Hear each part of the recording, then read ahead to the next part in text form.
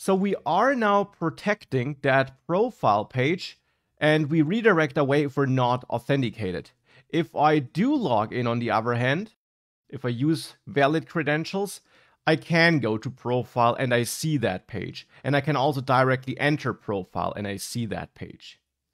But that brief moment of loading, which flashes on the screen when we enter profile when not authenticated, that is maybe something we want to get rid of. Now, we can't really get rid of it with just client-side code. Because if we visit this page and we then use client-side JavaScript code to determine whether we are authenticated or not, then we'll always need to wait that fraction of a second to find out if we are.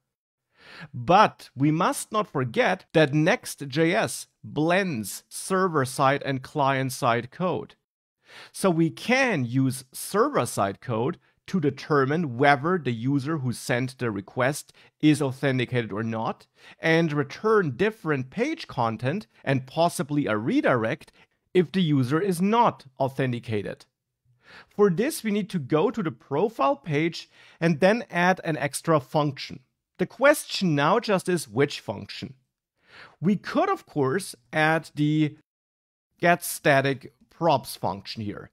This would allow us to fetch data for this page in advance. But that's the wrong function. Why? Because you must not forget that getStaticProps runs during build time. Yes, it can also run thereafter with revalidate set to a certain duration, but it mainly runs during build time. It does absolutely not run for every incoming request. Now here in this case, every incoming request matters though, because we need to find out if that user is logged in or not. And that's why instead we should use get server-side props. That will then get a context object where we get access to the incoming request. And the good thing about get session, which I'm using in the profile, the user profile component here, get session, the good thing about this function is that you're not limited to using it on client-side code only. You can, as you see, it works in a component, but you can also use getSession on the server side, even though it's imported from NextAuth client. So we can copy that import and bring that over to profile.js here and import that on this page, in this page file. And then here in getServerSideProps, we can also call getSession and actually pass in an object where we set a request key, a rec key, to the incoming request, which we get out of the context we're receiving here, context.rec. Don't forget that you have access to the request object through that context when using getServerSideProps. And we pass this request, which we get here, into this getSession function through that rec key in that configuration object. And then getSession will automatically look into that request and extract the data it needs, the session token cookie to be precise, and see if that's valid and if the user is authenticated and if that cookie even exists to begin with. So that will all happen behind the scenes. We just need to call getSession here, and we can convert this into an async function and await this, since this will return a promise. And as a result, we'll get our session. And this will be null if the user is not authenticated, and it will be a valid session object if the user is authenticated. So now with that in place, we can act accordingly. We can check if not session, so if it's null, if we don't have a session, if the visiting user is not authenticated, and in that case, we return an object here inside of getServerSideProps, where we maybe set redirect to an object to redirect the user. That is something you learned about in an earlier course section. This object, which you return in getServerSideProps and in getStaticProps, typically is an object where you set props for the component. But as you learned, you're not limited to that.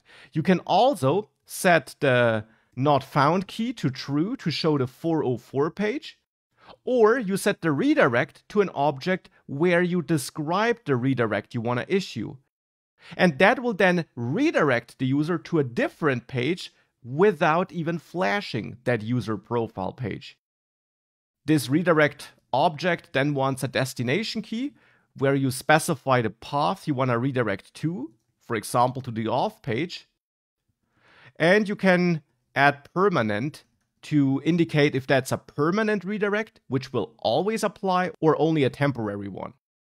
And here we definitely want to set permanent to false to make it clear that it's only this time that we redirect, because the user is not logged in.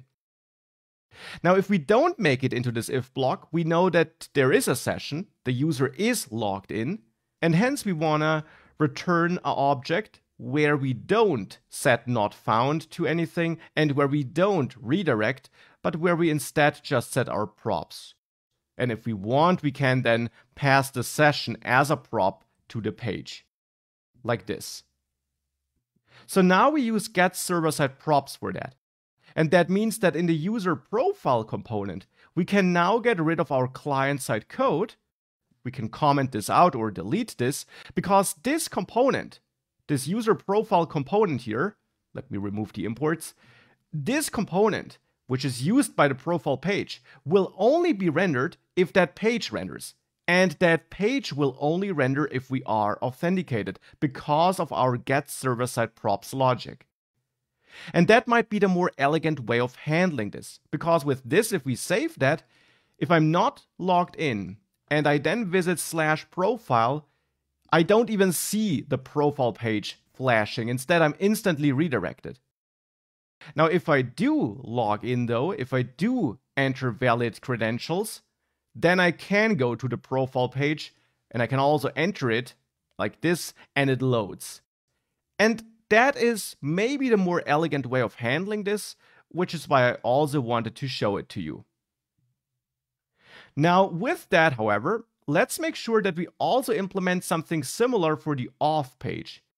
Here, after logging in successfully, I also want to redirect away to the profile page, let's say, and I want to make sure that we can't load the auth page if I am logged in already.